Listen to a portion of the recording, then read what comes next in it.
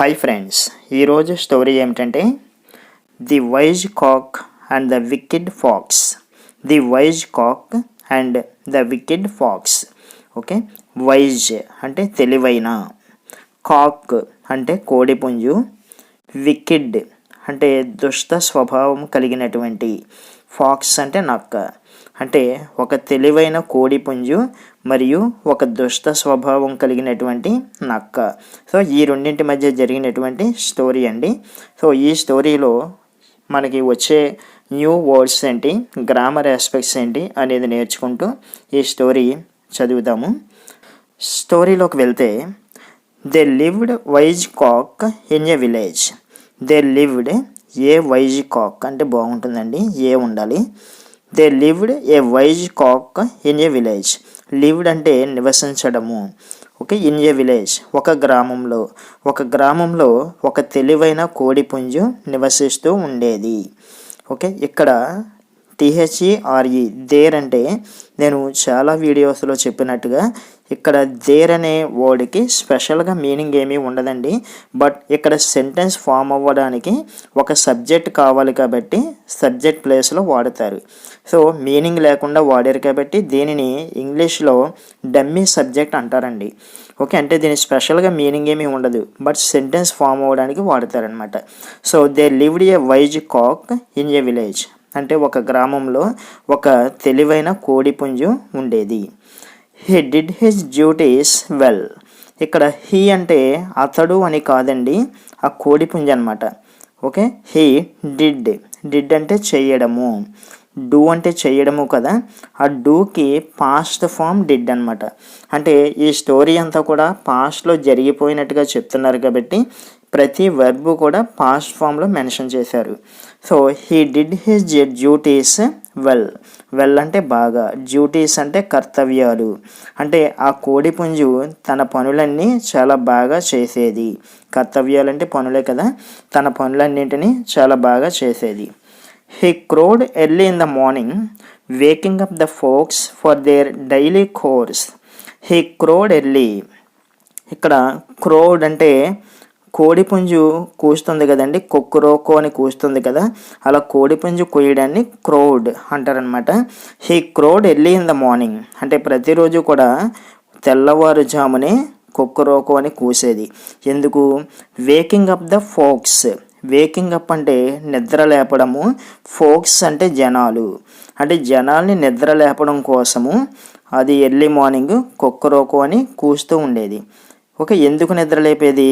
For their daily chores. Daily chores అంటే రోజువారీ పనులు.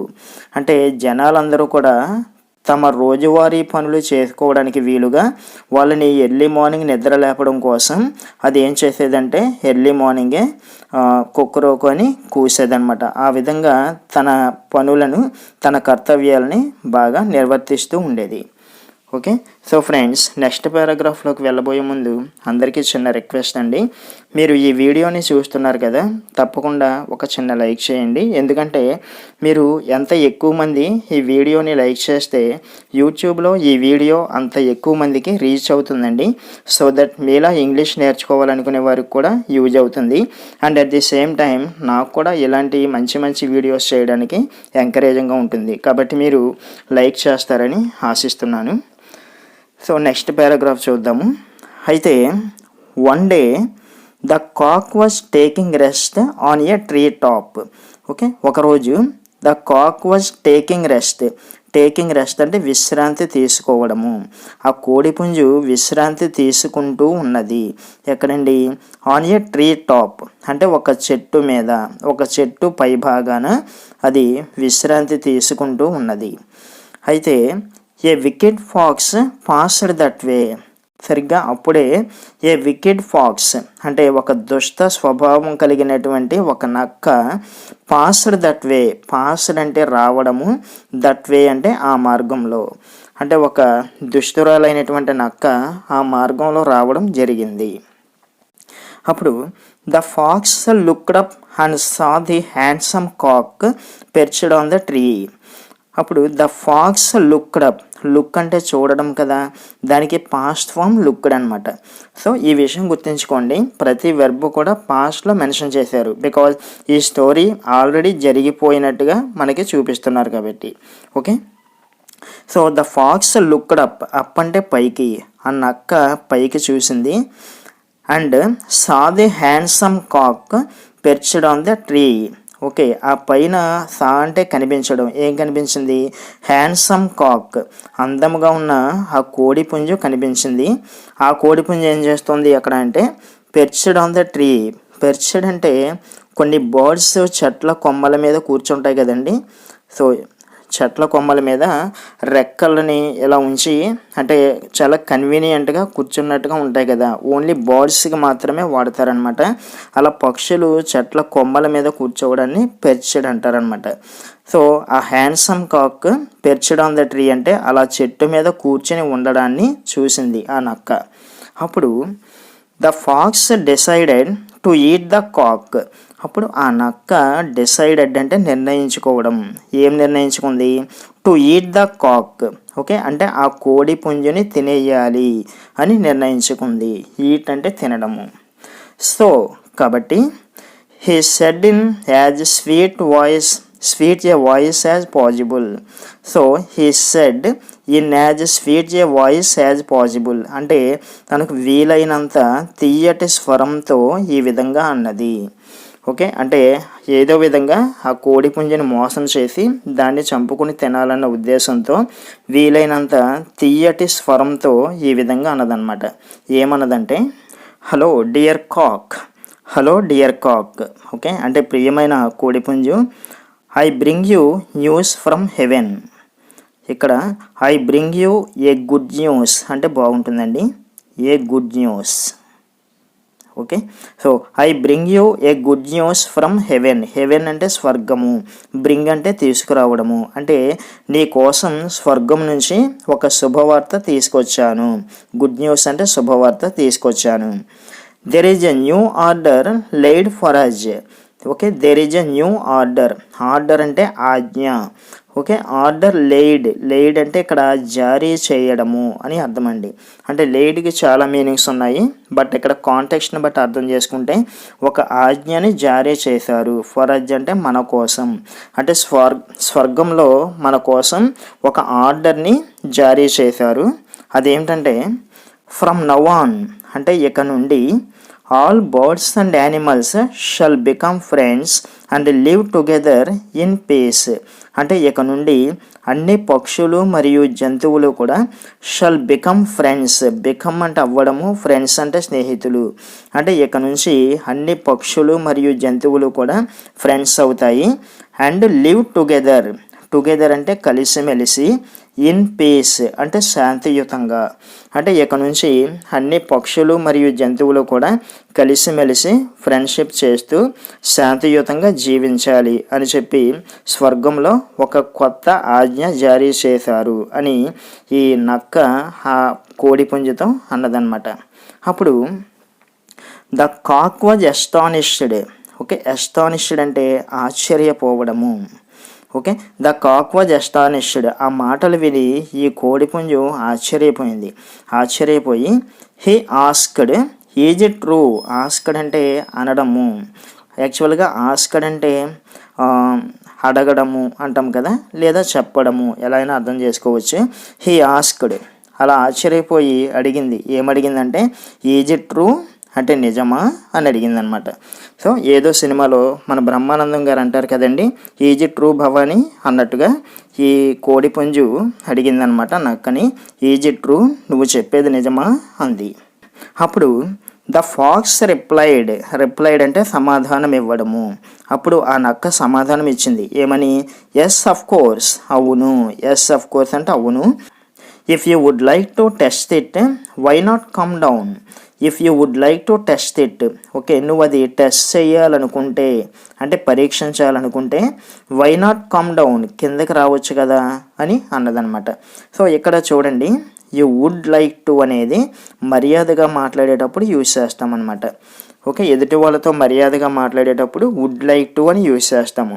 ఫ్రెండ్లీగా మాట్లాడాలనుకోండి వాంట్ టు అంటాం అనమాట. సో ఈ నక్క ఆ కోడి పుంజుతో మర్యాదగా మాట్లాడుతున్నట్టు యాక్ట్ చేస్తూ ఇలా అంటుందన్నమాట. If you would like to test it, ఈ విషయం నువ్వు టెస్ట్ చేయాలనుకుంటే వై నాట్ కమ్ డౌన్, ఒక్కసారి కిందకి రావచ్చు కదా అంది. నౌ, ఇప్పుడు the cock began to think wise, అప్పుడు ద కాక్ కోడిపుంజు బిగాన్ అంటే ప్రారంభించింది లేదా మొదలుపెట్టింది. బిగిన్ అనే వర్డ్కి వెర్బ్కి పాస్ట్ ఫామ్ బిగాన్ అనమాట. మొదలుపెట్టింది. మొదలుపెట్టింది టు థింక్ వైజ్ అంటే తెలివిగా ఆలోచించడం మొదలుపెట్టింది ఆ కోడిపుంజు. ఓకే, తెలివిగా ఆలోచించడం మొదలుపెట్టి ఇలా అందనమాట. హీ సెడ్, అది అన్నది. అది అంటే ఏదండి, కోడిపుంజు అన్నదన్నమాట. ఏమంది? Won't you wait a minute, question mark ఉండాలి క్వశ్చన్ కాబట్టి. Won't you wait a minute, okay అంటే ఒక్క నిమిషం ఆగవా అందనమాట. ఓకే, వోంట్ అంటే విల్ ప్లస్ నాట్ వోంట్ అవుతుంది అనమాట.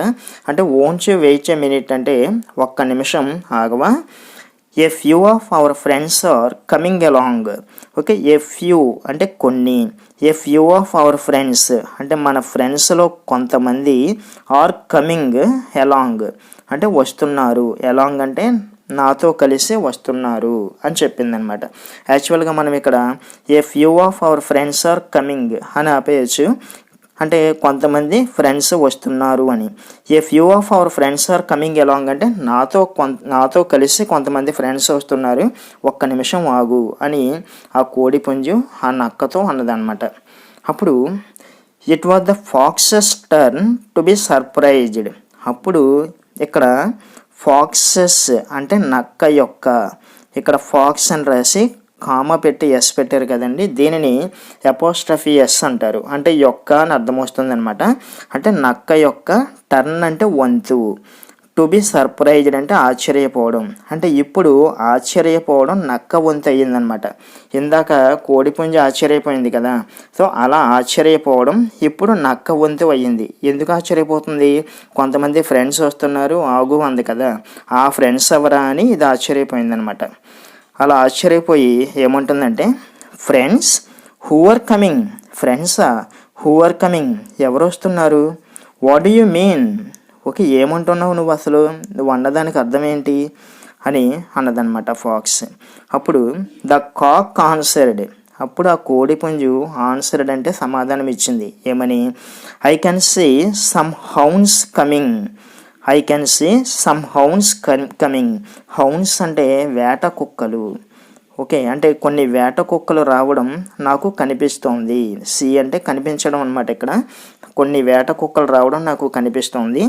Let us wait for them, okay వాటి కోసం ఎదురు చూద్దాము, ఒక్క నిమిషం ఆగు అని అన్నదన్నమాట.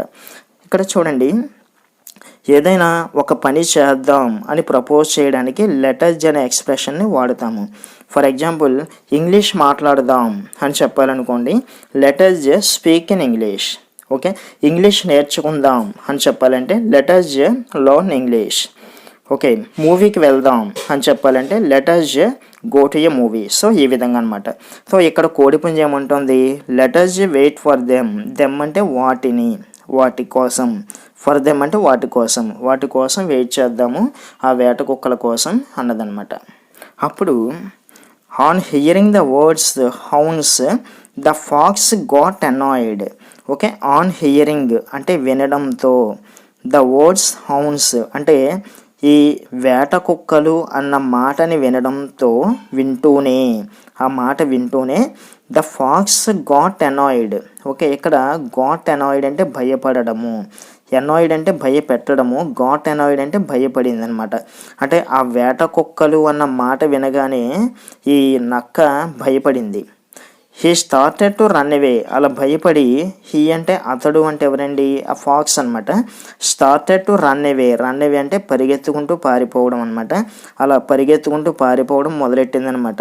ఎప్పుడైతే వేట కుక్కలు అన్న మాట విన్నదో, అంటే దానికి భయం అనమాట వేట కుక్కలు అంటే, వెంటనే అక్కడి నుంచి పారిపోవడం మొదలెట్టింది.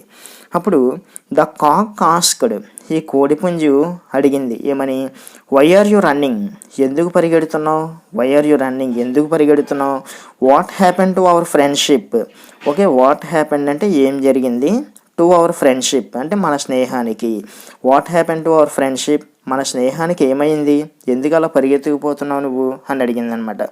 అప్పుడు ద ఓన్లీ రిప్లై వాజ్, అప్పుడు ఆ నక్క నుంచి రిప్లై అంటే సమాధానం వచ్చింది ఏమని, ఫర్గెట్ ఇట్, మర్చిపో, మన స్నేహము లేదు ఏమీ లేదు, బ్రతుకుంటే బలిషాకైనా తినొచ్చు అని చెప్పేసి మర్చిపో అని చెప్పేసి అక్కడి నుంచి పరిగెత్తుకుంటూ వెళ్ళిపోయింది అనమాట అండి నక్క. సో ఆ విధంగా దాని ప్లాన్ అక్కడ వర్కౌట్ అవ్వలేదన్నమాట ఈ కోడిపుంజి యొక్క తెలివితేటల ముందు. సో ఇక్కడ మోరల్ చూడండి, wise men can unveil wickedness.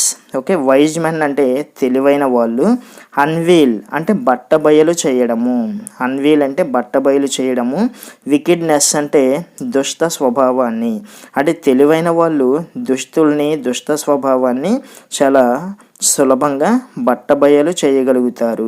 అంటే ఆ నక్క యొక్క దుష్ట స్వభావాన్ని కోడిపుంజు ఏ విధంగా బయట పెట్టిందో ఆ విధంగా తెలివైన వాళ్ళు ఎప్పుడు కూడా చేస్తారు అని చెప్పేసి దీని కొటేషన్ యొక్క మీనింగ్ అనమాట అండి. So this is today story. రేపటి వీడియోలో మరో ఇంట్రెస్టింగ్ స్టోరీతో మళ్ళీ ఇంగ్లీష్ నేర్చుకునే ప్రయత్నం చేద్దామండి. సో మీకు నా ఎక్స్ప్లెనేషన్ నచ్చినట్లయితే తప్పకుండా లైక్ చేయండి అండ్ ఈ వీడియోని మీ ఫ్రెండ్స్కి మీకు తెలిసిన వారికి కూడా షేర్ చేయడానికి ప్రయత్నించండి వీలైతే. And if you are watching our channel for the first time, please subscribe to our channel and activate the bell icon so that you will get notified whenever I upload a video. Thank you so much for watching.